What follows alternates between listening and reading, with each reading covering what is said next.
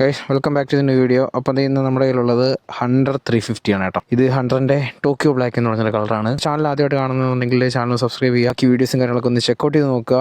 അപ്പം ഹണ്ടറിൻ്റെ വിശേഷങ്ങളായിരിക്കും നിങ്ങൾ ഇതിലൂടെ കാണാൻ പോകുന്നത്. Once again welcome back to the new video guys. Hunter Royal എൻഫീൽഡിൻ്റെ സെയിൽസിൽ ഭയങ്കരമായിട്ടൊരു ഹൈപ്പ് കൊണ്ടുവന്നൊരു വണ്ടിയാണ്. നമ്മുടെ ഇപ്പോഴും റോഡുകളിൽ അനവധി ഹണ്ടറുകൾ നിങ്ങൾക്ക് കാണാനായിട്ട് പറ്റും. മെയിൻ പ്രത്യേകത ഈ ഒരു പ്രൈസ് റേഞ്ചിൽ ഒരു 350cc എഞ്ചിൻ അത്യാവശ്യം സ്പെക്കോടെ നിങ്ങൾക്ക് കിട്ടുമെന്നുള്ളതാണ്. നമുക്ക് ജസ്റ്റ് ഒന്ന് ബാക്ക്ഗ്രൗണ്ട് ചെയ്തുകൊണ്ട് തന്നെ ഹണ്ടറിനെ കാണാം. ഇത് ഹണ്ടറിൻ്റെ സെക്കൻഡ് ജനറേഷൻ വണ്ടിയാണ് കേട്ടോ. ഇതിനകത്ത് എന്തൊക്കെയാണ് പ്രത്യേകതകളെന്ന് പറഞ്ഞുതരാം. വശങ്ങളിലേക്ക് വരുമ്പോഴേക്ക് നമുക്കൊരു 13 ലിറ്റർ ടാങ്ക് കാണാം. ജെ സീരീസ് എഞ്ചിനാണ് ഇതിനകത്ത് ഉപയോഗിച്ചിരിക്കുന്നത്. പക്ഷേ ഇതിനകത്ത് സ്ലിപ്പ് ആൻഡ് അസിസ്റ്റ് ക്ലച്ചും കൂടെ ആഡ് ആക്കിയിട്ടുണ്ട്. പഴയ മോഡലിന് അതില്ല. അപ്പം ഇതിനകത്ത് സ്ലിപ്പ് ആൻഡ് അസിസ്റ്റ് ക്ലച്ചും കൂടെ ആഡ് ആക്കിയിട്ടുണ്ട്. സ്റ്റൈലിഷ് ആയിട്ടുള്ളൊരു എക്സോസ്റ്റ് ആണ്. ഈ എക്സോസ്റ്റ് റീറൂട്ട് ചെയ്തിട്ടാണ് ഗ്രൗണ്ട് ക്ലിയറൻസ് കൂട്ടിയേക്കുന്നത്. ആക്സറീസ് ജെനുവിൻ ആക്സറീസ് ഇതിനകത്ത് വെച്ചിട്ടുണ്ട്. എഞ്ചിൻ ഗാർഡ് വെച്ചിട്ടുണ്ട്, ഒരു സം ഗാർഡ് വെച്ചിട്ടുണ്ട്. 17 ഇഞ്ച് വീൽസ് ആണ് വന്നേക്കുന്നത്. ഫ്രണ്ടിൽ 110, റിയറിൽ വരുമ്പോഴത്തേന് 140 സെക്ഷൻ ടയേഴ്സ് ആണ് വരുന്നത്. രണ്ടും 17 ഇഞ്ച് വീൽസ് തന്നെയാണ് വന്നേക്കുന്നത്. ഡ്യുവൽ ചാനൽ ABS ആണ് വണ്ടിയും വരുന്നത്. പിന്നെ മെയിനായിട്ട് മാറ്റം വന്നേക്കുന്നത് വെച്ചാൽ ഫ്രണ്ടിൽ LED ഹെഡ്ലൈറ്റ് ഉണ്ട്. അതേപോലെ തന്നെ നമുക്ക് ഈ മീറ്റർ കൺസോളിലേക്ക് വരുമ്പോഴത്തേന് ട്രിപ്പർ നാവിഗേഷനും സ്റ്റാൻഡേർഡ് ആയിട്ട് ഇതിനകത്ത് കൊടുത്തിട്ടുണ്ട്. ഒരു ടൈപ്പ് C ചാർജിങ് പോർട്ടും കൊടുത്തിട്ടുണ്ട്. അത് ഫാസ്റ്റ് ചാർജിങ് പോർട്ടാണ് കേട്ടോ ഇതിനകത്ത് കൊടുത്തേക്കുന്നത്. ഇത്രയാണ് ബേസിക്കലി പഴയ ഹണ്ടറിൽ നിന്ന് പുതിയ ഹണ്ടറിലേക്ക് വന്നപ്പോൾ ഉള്ള മാറ്റങ്ങൾ. അതേപോലെ തന്നെ സീറ്റിന്റെ കുഷൻ അവർ മാറിയിട്ടുണ്ട്. റീകുഷൻ ചെയ്തിട്ടുള്ള സീറ്റ്സ് ആണ് ഇതിനകത്ത് വന്നേക്കുന്നത്. ബാക്കിലത്തെ സസ്പെൻഷനും ട്യൂൺ ചെയ്ത് അതിന്റെ ഹാർഡ്നെസ് മാറ്റിയിട്ടുണ്ട്, കുറച്ചും കൂടെ സോഫ്റ്റ് ആക്കിയിട്ടുണ്ട്. ബാക്കി ലുക്ക് വൈസ് എല്ലാം പഴയ ഹണ്ടറിന്റെ പോലെ തന്നെയാണ് പുതിയ ഹണ്ടർ മേടിക്കുന്നത്. ഡിസ്പ്ലേയിൽ നമുക്ക് ട്രിപ്പിൾ നാവിഗേഷൻ ഇൻബിൽറ്റ് ആയിട്ട് തന്നെ വന്നു. LED ഹെഡ്ലൈറ്റ് വന്നു, സ്ലിപ്പ് ആൻഡ് ക്ലച്ച് വന്നു. ഇതാണ് ടെക്നിക്കലി ഉള്ള മാറ്റങ്ങൾ വണ്ടിക്കകത്ത്. ബാക്കി ഫീലുകൾ നമുക്ക് ഓടിച്ചുകൊണ്ട് സംസാരിക്കാം. അതിന് മുന്നേ വണ്ടിയുടെ സീറ്റ് കാര്യങ്ങളും കാണിച്ചു തരാം. ഇത് ഭയങ്കര ഒരു കുട്ടി വണ്ടിയായിട്ട് നിങ്ങൾക്ക് തോന്നും കേട്ടോ. നമുക്ക് കയറിയിരുന്നാൽ പ്ലാന്റ് ഫുഡാണ് രണ്ട് സൈഡും. നല്ല ആ ഒരു ടാങ്കും എല്ലാം ഒരു കുട്ടി വണ്ടിയായിട്ട് നമുക്ക് തോന്നും. വെയിറ്റ് ഭയങ്കര കുറവാണ്. 151 കിലോ ഉള്ള എൻഫീൽഡിൻ്റെ വണ്ടികൾ വെച്ച് നോക്കുമ്പോഴത്തേന് സ്വിച്ചസ് ഓൾറെഡി നമ്മൾ കണ്ടുപരിചയമുള്ള എൻഫീൽഡിൻ്റെ സ്വിച്ചസാണ് കാര്യങ്ങളൊക്കെ വന്നേക്കുന്നത്. മീറ്റർ കൺസോളിലേക്ക് നോക്കിക്കഴിഞ്ഞാൽ ഓൾറെഡി ഉള്ള നമ്മുടെ എൻഫീൽഡിൻ്റെ മീറ്റേഴ്സ് പോലെ odometer, trip A, trip B, tripper navigation, ഇവിടെ ഒരു ടൈപ്പ് C ചാർജിങ് പോയിട്ടുണ്ട്. ഇത്രയാണ് ബേസിക് കാര്യങ്ങൾ വന്നേക്കുന്നത്. പിന്നെ ഇതിനകത്ത് ഗിയർ പൊസിഷൻ ഇൻഡിക്കേറ്റർ വന്നിട്ടില്ല. അത് നിങ്ങൾക്ക് ആഫ്റ്റർ സെയിൽസ് സർവീസിൽ നിന്ന് അത് കിട്ടും. അപ്പം അതിൻ്റെ എന്തോ സെൻസേഴ്സിൻ്റെ അവൈലബിലിറ്റി കുറവുകൊണ്ടാണ് ഇപ്പോൾ വരാത്തത്.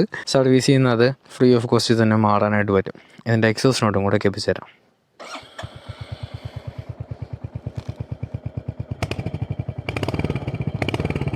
കേട്ടില്ലേ? ആ ഒരു ഗ്രണ്ടൊക്കെ ഭയങ്കര രസമാണ് ഇതിൻ്റെ കേൾക്കാനായിട്ട്. അതേപോലെ തന്നെ ഒരു ബ്യൂട്ടിഫുള്ളായിട്ട് ലൗഡ് ചെയ്യുന്നൊരു എക്സോസ്റ്റും ഇതിനകത്ത് അവർ കൊടുത്തിട്ടുണ്ട്. അപ്പം ബാക്കി കാര്യങ്ങൾ നമുക്ക് ഓടിച്ചുകൊണ്ട് ഇതിൻ്റെ വിശേഷങ്ങൾ പറയാം, എങ്ങനെ ഉണ്ടാവും നോക്കാം. നിങ്ങൾക്ക് ട്രാഫിക് കണ്ടീഷൻസിൽ അത്യാവശ്യം ചൂട് അടിക്കും വണ്ടിയിൽ. കാരണം ഇതൊരു എയർ കൂൾഡ് എഞ്ചിനാണ്. അപ്പം കാറ്റടിച്ച് മാത്രമേ ഈ സാധനം തണുക്കുള്ളൂ. അങ്ങനൊരു കുഴപ്പമുണ്ട്. സോ അത്യാവശ്യം ഓടി വരുന്ന ടൈമിൽ ട്രാഫിക്കിലൊക്കെ നിങ്ങൾ പമ്പട്ട് ട്രാഫിക്കിലൊക്കെ നിൽക്കുകയാണെന്നുണ്ടെങ്കിൽ ഈ വണ്ടി നല്ലപോലെ ഹീറ്റാവും. ഇത് സിറ്റി ട്രാഫിക്കിലൊക്കെ നിങ്ങൾക്ക് ഈസി ആയിട്ട് കൊണ്ടുനടക്കാമെന്ന് പറഞ്ഞല്ലേ. ഒന്നാമത്തെ കാരണം ഇതിന് ഒരു 181 kgs അടുപ്പിച്ച് ഇതിൻ്റെ കർവ് വെയിറ്റ് വരുന്നുള്ളൂ.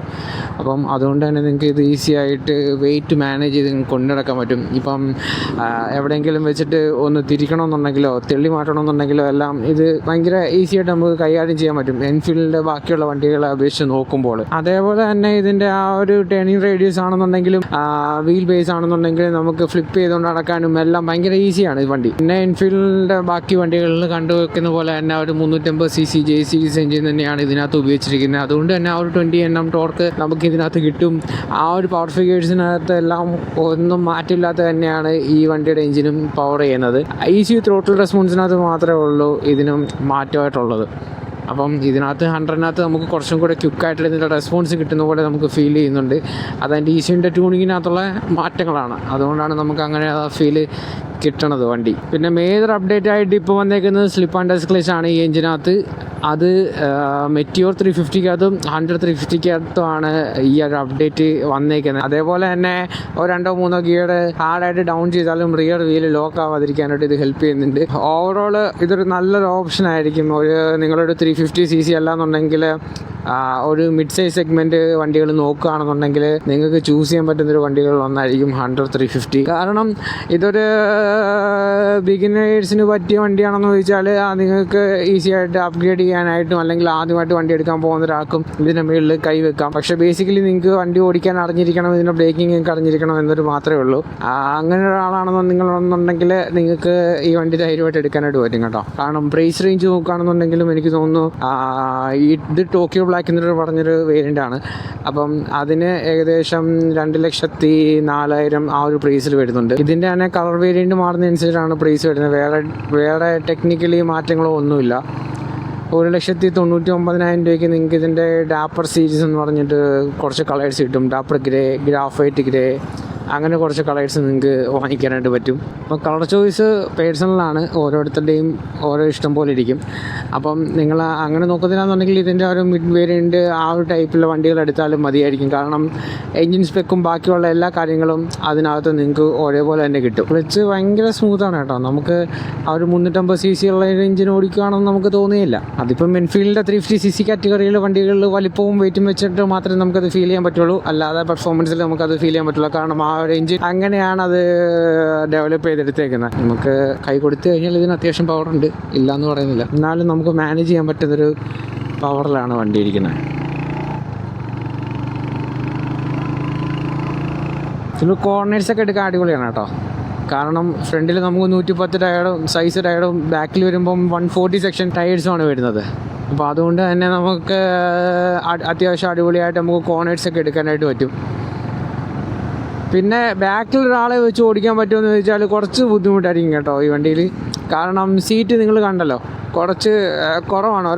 എന്നെപ്പോലെ ഒരാൾ ഇരിക്കുകയാണെന്നുണ്ടെങ്കിൽ ബാക്കിലൊരാൾക്ക് സുഖമായിട്ടൊന്നും ഇരിക്കാൻ പറ്റുമെന്ന് തോന്നുന്നില്ല. അത്യാവശ്യം ഇരിക്കാം, സ്പേസ് ഉണ്ട്, എന്നാലും കുറച്ച് പാടായിരിക്കും.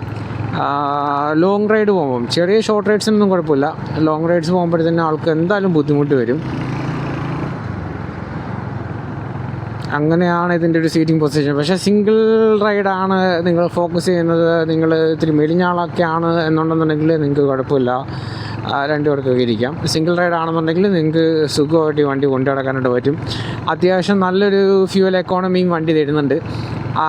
ഒരു 38 ഒക്കെ നമുക്ക് ഓൾമോസ്റ്റ് എല്ലാ കസ്റ്റമേഴ്സിനും കിട്ടുന്നുണ്ട്, നമുക്കും കിട്ടുന്നുണ്ട്. എങ്ങനെ പോയാലും ഒരു 35+ നിങ്ങൾക്ക് എന്തായാലും ഈ ഒരു എഞ്ചിനിൽ നിന്ന് നിങ്ങൾക്ക് മൈലേജ് പ്രതീക്ഷിക്കാം. ഹീറ്റിങ്ങിൻ്റെ കാര്യം ഞാൻ പറഞ്ഞല്ലോ, ഇതൊരു എയർ കൂൾഡ് എഞ്ചിനാണ്. കാറ്റടിച്ച് ഈ സാധനം തണുക്കുള്ളൂ.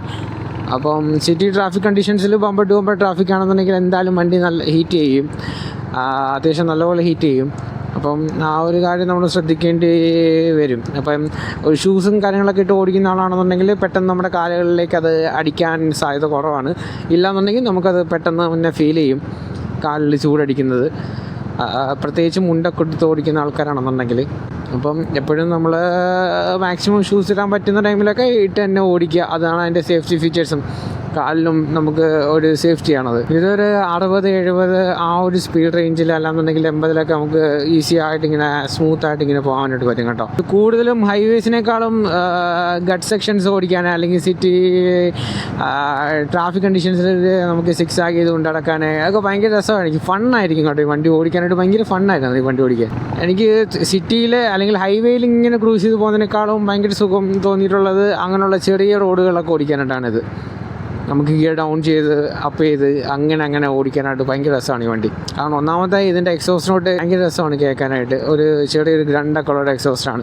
അതുകൊണ്ട് ആ ഒരു ഫീലോടെ നമുക്ക് എപ്പോഴും കൊടുക്കാനായിട്ട് പറ്റും, പക്ഷെ ഓടിക്കാനായിട്ട് പറ്റും. പക്ഷേ ഇതിൻ്റെ ഫസ്റ്റ് ജനറേഷൻ വണ്ടി എടുത്തവർക്ക് ഏകദേശം ഇതിനേക്കാളും പ്രൈസ് കൂടിയൊരു നിലയിലായിരിക്കും അവർക്ക് വണ്ടി കിട്ടിയിട്ടുണ്ടാവുക. കാരണം നമ്മുടെ GST പ്രൈസ് ഡൗൺ വന്നപ്പോഴത്തേന് വണ്ടിയുടെ വില കുറഞ്ഞു. അപ്പം ഏകദേശം 2,10,000 അല്ലെങ്കിൽ 2,14,000 കിടന്ന വണ്ടിയൊക്കെ 1,99,000 അല്ലെങ്കിൽ കറച്ച് 2,00,000 രൂപയ്ക്ക് വന്നു. അപ്പോഴാണ് 100ൻ്റെ കുറച്ച് അപ്ഡേറ്റും കാര്യങ്ങളും വന്നത്. സ്ലിപ്പ് ആൻഡ് ക്ലച്ചും LED ഹെഡ്ലൈറ്റും ഒരു ട്രിപ്പിൾ നാവിഗേഷനും എല്ലാം ഇൻബിൽട്ടായിട്ട് വണ്ടിക്കകത്ത് വന്നു. അതിന് തൊട്ട് മുമ്പ് വണ്ടി എടുത്ത കസ്റ്റമേഴ്സിന് നല്ല അടിയായിരിക്കും കിട്ടിയിട്ടുണ്ടാവുക. പക്ഷേ ഈ ഒരു പ്രൈസ് റേഞ്ചിൽ ഇത്രയും സ്പെക്ക് ഇതിന് വർത്താണ്. നമുക്ക് ഫ്രണ്ടും ബാക്കും ട്യൂബ്ലെസ് ടയർ കിട്ടും, ഡ്യുവൽ ചാനൽ ABS കിട്ടും. ആ ഒരു റേഞ്ചിൽ കുഴപ്പമില്ല. ഇതിൻ്റെ സർവീസ് കോസ്റ്റ് വരുന്നത് ഓൾമോസ്റ്റ് നമ്മുടെ എല്ലാ എൻഫീൽഡിൻ്റെ 350cc ചെയ്യുന്ന പോലെ തന്നെ 500 കിലോമീറ്ററിലാണ് ഫസ്റ്റ് സർവീസ് വരുന്നത്. 45 days അല്ലെങ്കിൽ 500 കിലോമീറ്റർ. അത് കഴിഞ്ഞിട്ട് ഓരോ 5000 കിലോമീറ്റർ അല്ലെങ്കിൽ 6 month ഗ്യാപ്പിൽ നിങ്ങൾക്ക് സർവീസ് ഉണ്ടാവും. അതിൽ 10,000 റേഞ്ചിൽ ഓയിൽ ചേഞ്ചും വരും. അപ്പം ഓയിൽ ചേഞ്ച് ഉള്ള സർവീസിന് ഏകദേശം ഒരു 1500 ആ ഒരു റേഞ്ചിലായിരിക്കും നിങ്ങൾക്ക് എമൗണ്ട് ആവുക. വിത്തൗട്ട് ലേബറാണ്. വിത്ത് ലേബറും കൂടെ ആകുമ്പോഴത്തേന് പ്ലസ് അതിനൊരു എമൗണ്ടും കൂടെ വരും. Normal general service. പിന്നീട് എമൗണ്ട് ആവുന്നത് എന്തെങ്കിലും എക്സ്ട്രാ നിങ്ങൾ മാറുന്നുണ്ട് എന്നുണ്ടെങ്കിലാണ് എമൗണ്ട് ആവുക.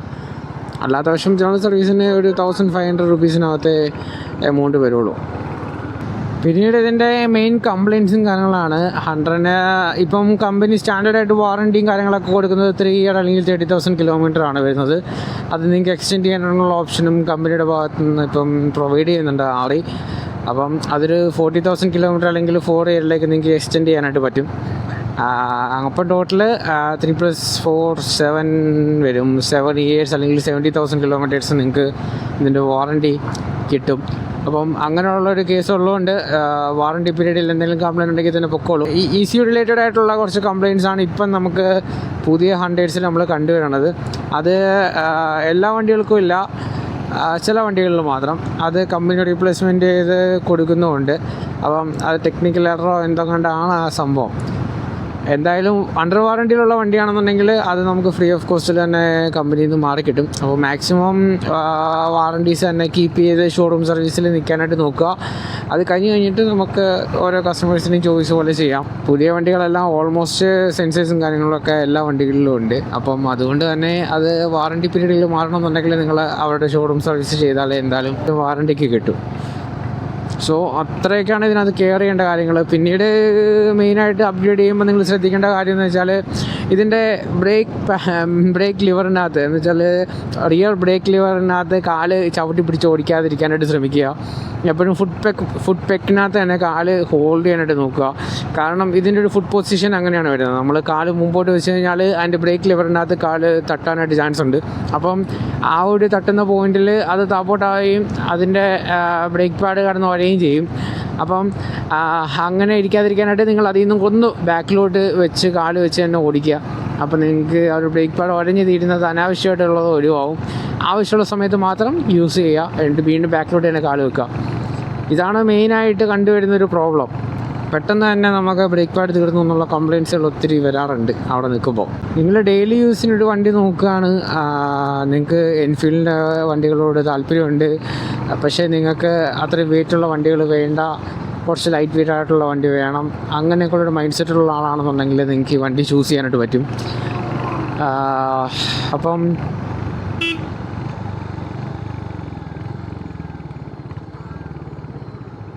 നൈസ്.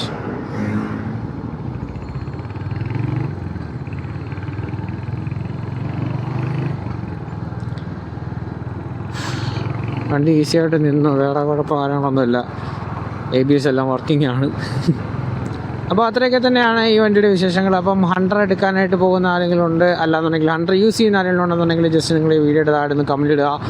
അപ്പം അടുത്ത വിശേഷങ്ങളുമായിട്ട് അടുത്തൊരു വണ്ടിയായിട്ട് അടുത്തൊരു സ്ഥലത്ത് വെച്ച് കാണുമ്പോഴേക്കും it's me Resu25 signing out from this video. Love you guys. ഇത്രയും നേരം ട്രാഫിക്കിൽ നിന്നിട്ട് ഇപ്പം കുറച്ച് ചൂടടിക്കുന്നുണ്ട് കേട്ടോ. വണ്ടി കൂടി കഴിയുമ്പം റെഡിയാവും.